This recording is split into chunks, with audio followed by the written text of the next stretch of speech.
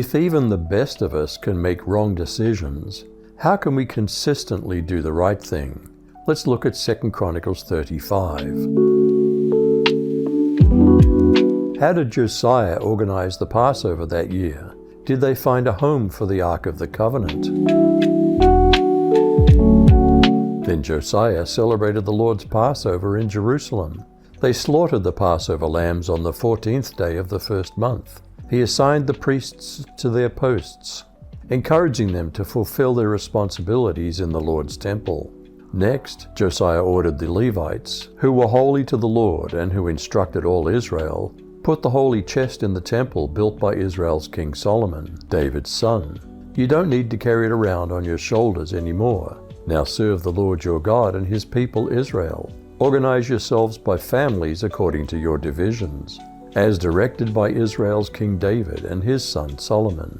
Stand in the sanctuary according to the family divisions of your relatives, the lay people, so that there can be Levites for each family division.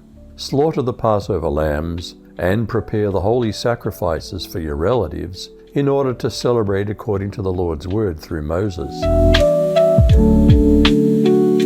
How generous was Josiah in donating to everyone's Passover meal?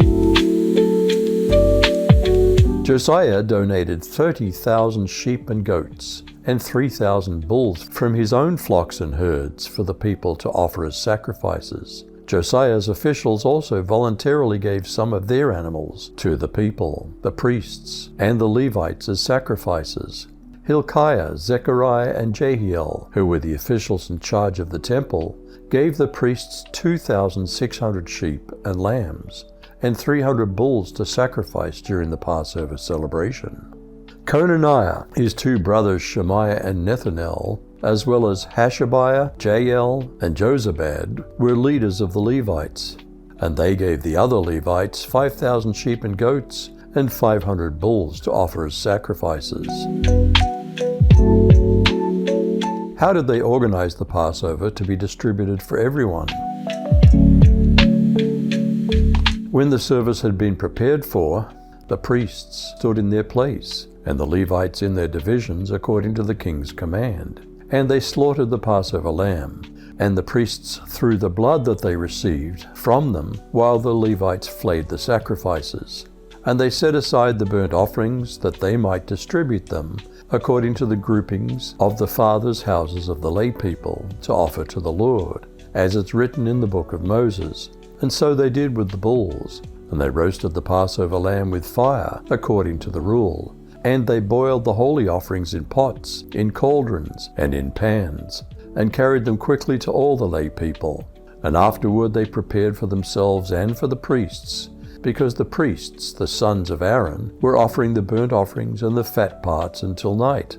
So the Levites prepared for themselves and for the priests, the sons of Aaron. Was this quite an historic Passover and days of unleavened bread? The singers, the descendants of Asaph, were at their stations, according to the command of David, Asaph, Heman, and Jeduthun, the king's seer. Also the gatekeepers were at each gate. None of them left their tasks because their Levite brothers had made preparations for them.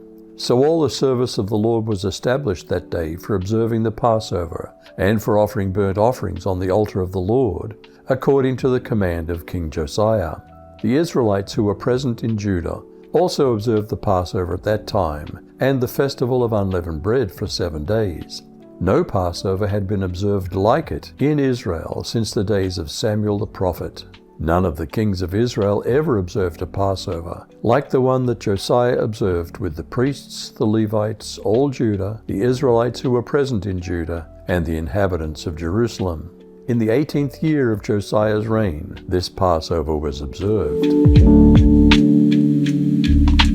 Can the word of the Lord even come from an untrusted source? Should we self-righteously meddle in other people's fights? Sometime after all of this, after Josiah had finished preparing the temple, King Necho of Egypt invaded Carchemish on the Euphrates River, and Josiah went out to fight him. But he sent messengers to him who asked him, "What do we have in common, King of Judah?" I'm not here today opposing you. I'm fighting the dynasty that's fighting me. And God has ordered me to hurry. For your own good, stop interfering with God, who's with me, and he won't destroy you. But Josiah wouldn't turn around. In fact, he put on a disguise so he could fight Necho. He wouldn't listen to what God had told him through what Necho had to say. And as a result, Josiah came to attack Necho on the Megiddo plain. Some archers shot King Josiah, and the king told his servants, "Take me away, because I'm badly wounded." So his servants removed him from the chariot he was in, and carried him away in a backup chariot that he had, and took him back to Jerusalem, where he died and was buried in the tombs of his ancestors. All of Judah and Jerusalem went into mourning for Josiah. Did people lament for Josiah? Because despite one bad decision, he was a good king. And Jeremiah lamented for Josiah, and all the singing men and the singing women spoke of Josiah in their lamentations to this day, and made them an ordinance in Israel.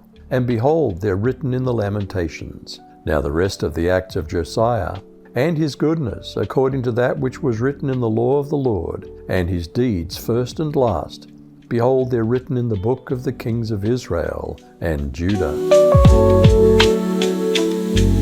If we're ever unsure whether a decision's right in God's eyes or not, what can we do?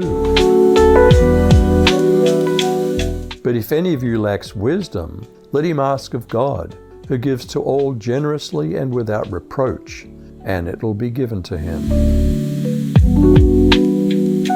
If even the best of us can make wrong decisions, how can we consistently do the right thing? You decide.